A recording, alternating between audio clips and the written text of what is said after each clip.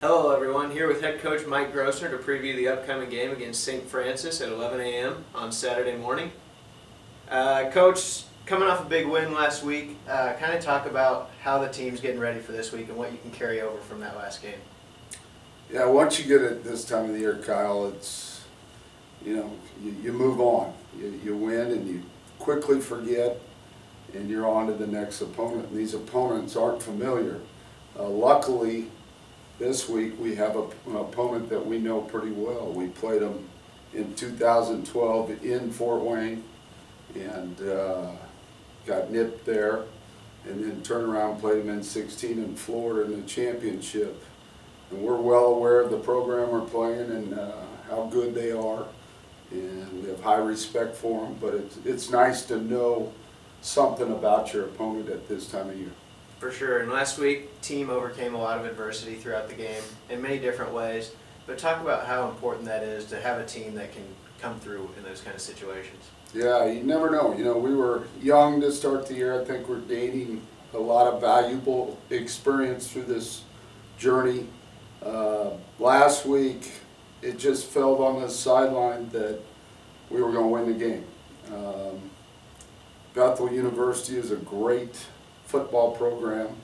They were well deserving of their 3 ranking.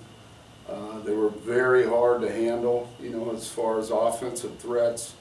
And I thought our kids, no matter what happened, regardless of some outside adversity, our own doing, or whatever in that football game, we hung in there. We took the lead right before half, which was crucial. It was we stopped them, made them punt, used our timeouts, moved the football down the field, and got a nice field goal. Got our kicker going, which I think in the end helped him at the end of the game in a big kick. And then second half, that was back and forth for a while, and then all of a sudden, it was just odd not having the score up there. And you always tell your team it's always 0-0, play the next play. Well, we had to. I don't think half the people on our sideline knew the score, and that's good because you're not stressed about it, you're not thinking about it, you're just thinking about the next play. Well, I had to kind of keep it, and Coach Young was real good about keeping the score, and because my mind was always thinking about a 2-point play and what we needed to do when we scored. And lo and behold, we were down 11 to start the fourth quarter. 7 minutes later, we're up 7.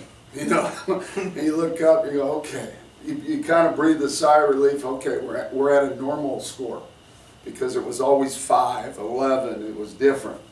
And so then here they come, boom, made a couple big plays. They score with 20 seconds left in the game, and they did. They made plays, and all of a sudden here we go to overtime.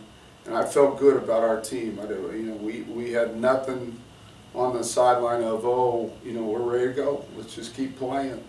And we did. We made a big play on defense, caused a fumble, and then offensively, 3rd and 5, we didn't have much, didn't want to make a mistake.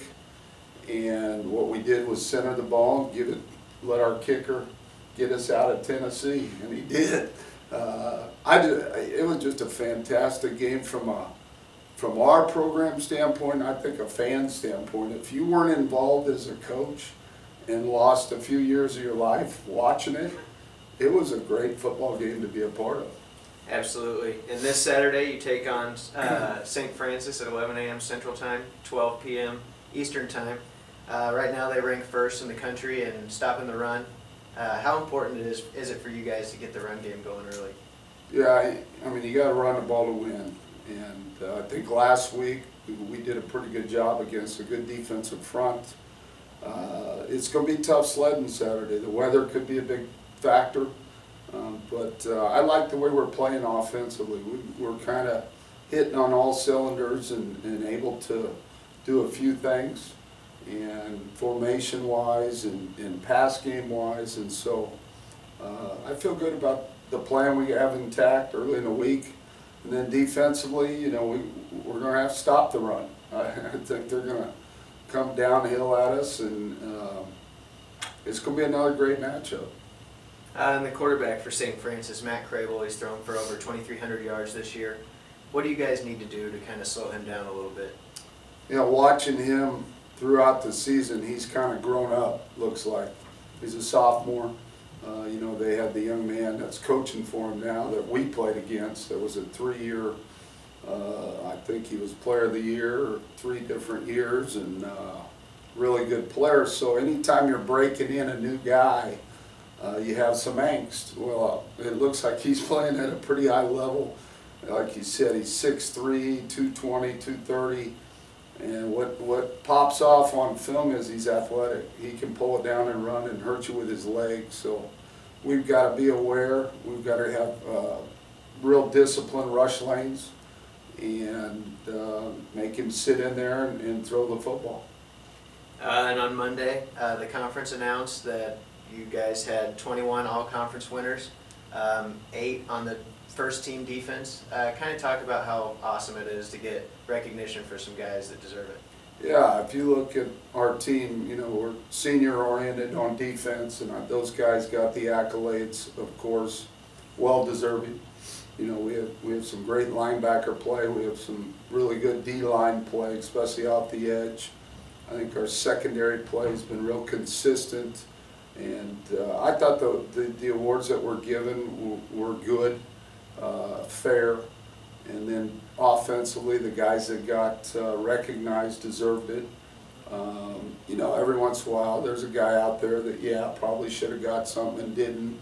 But I thought it was a good representation of our football team within the conference. Well, thank you, Coach. We enjoy sitting down with you every week.